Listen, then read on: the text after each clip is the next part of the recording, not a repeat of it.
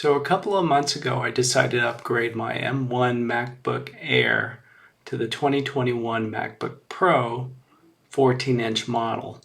I've been running the new machine for a couple of weeks now, and I love it. I actually think the decision was a great decision to upgrade, even though it was certainly a bit pricey, not as pricey as you might think.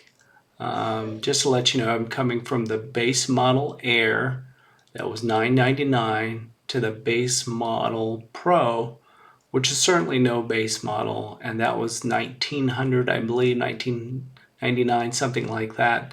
So it's certainly not cheap. I did get the trade-in value for the Air, and that was $620, I believe, $640, something like that. So certainly a bit of a loss over a year. But like I said, I think it was a very good decision, and tonight I'd like to share why. Perhaps you're considering the same type of upgrade from an Air. I think the Air is great, but this video might help you make that decision. So stay tuned. The first thing that prompted me to upgrade was being able to double my resources instantly.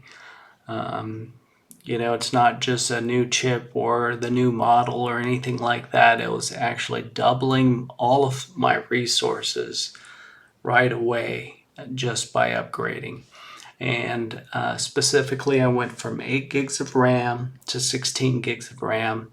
The 8 gigs was more than enough most of the time. I would say in the course of a year, twice I felt like I was running out of RAM and things were slowing down. I just had way too many things open, way too many browsers and tabs, and just tons of tabs. And so 8 gig to 16 gig, 16 gig's gonna do me just great. 256 gigs of hard disk space to 512. And again, doubling. The 256 was a bit light to begin with. Didn't run out of space. Certainly was on my mind. Glad I've got double the space now. Additionally, the 7-core GPU to 14-core GPU. Another doubling. Never thought 7-core GPU was a problem or any concern. Was able to run 3D software with it. Didn't make sense to go from 7 to 8 when I bought the Air, but I got double the power there. Also, the single external display at 6K to now 2 external displays at 6K each on top of the built-in 14-inch liquid retina screen. It's just phenomenal, awesome. So instantly doubled all of my resources with this upgrade. So here's a clip shot from my iPhone 12 of the screen on the MacBook Pro, the liquid retina display. And I'm sure the iPhone 12 video is really not picking up the detail, the color, the sharpness, the clarity, just how vivid everything looks. It's amazing. It's quite honestly the best screen I've ever seen. It honestly wasn't even part of my upgrade decision. The 14-inch part of it was. I liked the idea of having more screen resolution, and I certainly did get that. I have it propped open as a second monitor next to the ultra-wide, and it's bigger, it's brighter, it's so beautiful. And like I said, it really wasn't part of my upgrade decision, but by itself, just the clarity and the screen by itself, I think is worth the upgrade price. It's that good. The sound of the MacBook Pro amazed me. I was not prepared. And here's a couple of clips, again shot from the iPhone, but it is much richer, fuller, and much more an amazing sound than the MacBook Air was.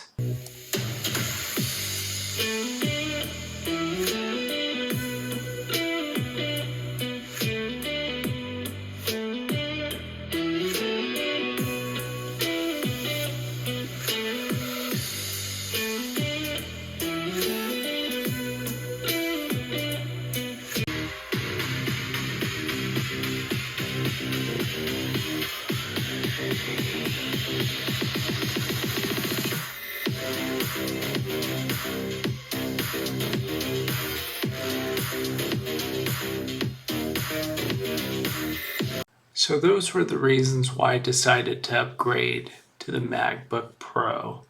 All in all, I think it was a great decision. I'm very happy with my decision. I think the price really is about right for doubling of all the resources and really getting a fantastic machine.